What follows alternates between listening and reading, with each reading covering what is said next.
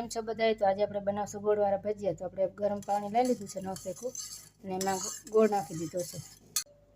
તો આપણે ગોળ ઓગળી ગયો છે અને ગોળવાળું પાણી ગાળીને લઈ લઈશું. આમાં કચરો હોય ને તો રોકાઈ જાય એમાં. થોડો થોડો કરીને ઘઉંનો લોટ નાખશું આપણે.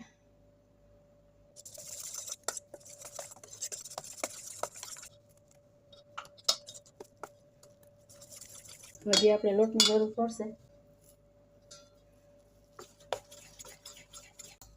તો થઈ ગયું છે આપણું બેટર તૈયાર. એક પીસ જેટલા આપણે ખાવાના સોડા નાખી દઈશું.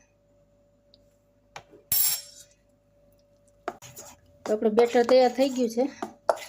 હવે તેલ ગરમ મૂકી દઈએ, ત્યાં સુધી આપણે ઢાંકીને રાખી દઈએ.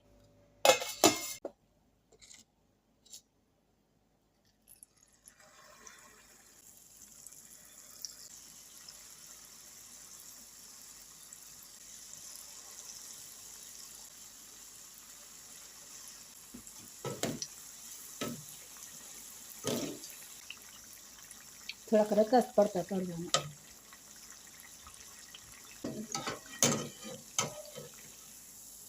તો બની ગયા છે આપણા ગોળવાળા ભજીયા.